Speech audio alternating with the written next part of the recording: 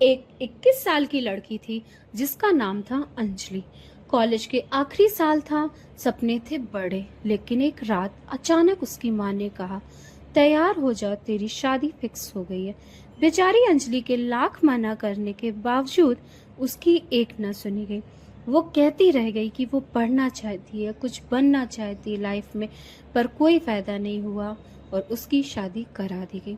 क्या आपको लगता है ये सिर्फ एक पारिवारिक फैसला था और कानूनन कोई गलती नहीं हुई?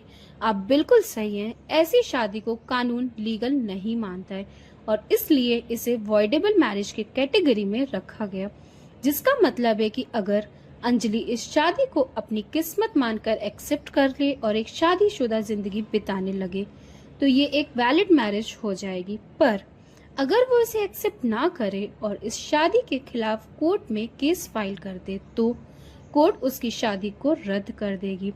तो अब सवाल ये है कि जबरदस्ती की गई शादी क्राइम है? तो आंसर है हाँ, बिल्कुल है। इंडियन लॉ के अनुसार कोई भी शादी तभी वैलिड होती है जब दोनों तरफ से मर्जी हो, बिना किसी दबाव, धमकी या धोखे के। तो हमारा अगला सवाल ये है कि जबरदस्ती की गई शादी को कानून कैसे देखता है?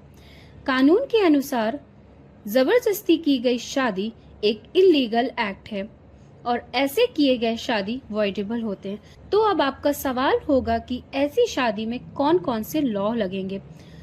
सेक्शन 87 ऑफ भारतीय न्याय संहिता, फोर्सफुली शादी करवाना, अगर किसी लड़की को किडनैप करके, धमकी देकर या इमोशनली टॉर्चर करके शादी करवाई गई हो तो ये नॉन बेलेबल ऑफेंस है और इसकी सजा 10 साल तक की जेल और फाइन हो सकता है। फर्दर, हिंदू मैरिज एक्ट 1955 के section 5 clause 2 sub clause A के मुताबिक at the time of the marriage neither party should be incapable of giving valid consent due to unsoundness of mind। यानी अगर शादी के वक्त किसी भी पार्टी की मेंटल कंडीशन ऐसी थी कि वो कंसेंट देने के लायक ही नहीं थी तो ये शादी वॉइडेबल हो सकती है। तो इसका मतलब ये है कि शादी तभी वैलिड होगी जब दोनों पार्टीज की फ्री कंसेंट हो। अगर जबरदस्ती हुई है तो आप कोर्ट में एन्युअलमेंट शादी रद्द करने की डिमांड कर सकते हैं। तो अब सवाल ये है कि अगर आपके साथ ऐसा हो गया तो क्या करें? सबसे पहले काम जो आप कर सकते हैं वो ये है कि एक पुलिस कंप्लेंट करें। फिर दूसरा काम आप ये करें कि फैमिली कोर्ट में एनुअलमेंट पिटीशन फाइल करें। आप फैमिली कोर्ट में जाकर कह सकते हैं कि ये शादी इनवैलिड थी क्योंकि आपकी मर्जी के खिलाफ हुई है। तीसरी बात यह है कि प्रोटेक्शन लें। अगर घर वाले दबाव बना रहे हैं तो आप प्रोटेक्शन ऑफिसर, महिला पुलिस स्टेशन या एनजीओ से मदद ले सकते हैं।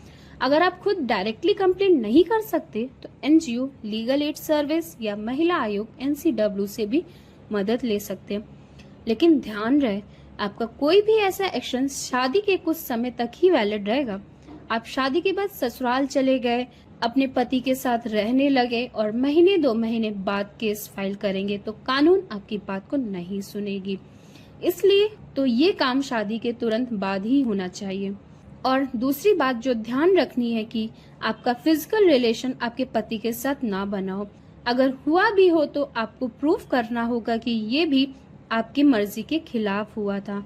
तो शादी के तुरंत बाद केस फाइल करने पे चांसेस है कि आपकी शादी को कोर्ट रद्द कर दे। तो क्या आपको ये लगता है कि शादी तो घर की बात होती है, लड़की चुप रहे तो सब ठीक हो जाता है, माँ बाप का फैसला ही सबसे बड़ा होता है? खैर, आपको जो भी लगता है आप अपने कमेंट नीचे दिए गए कमेंट बॉक्स में लिख सकते हैं। इस वीडियो के लिए इतना ही। फिर मिलते हैं अगली वीडियो में एक नए टॉपिक के साथ। स्वस्थ रहें, स्वतंत्र रहें और खुश रहें।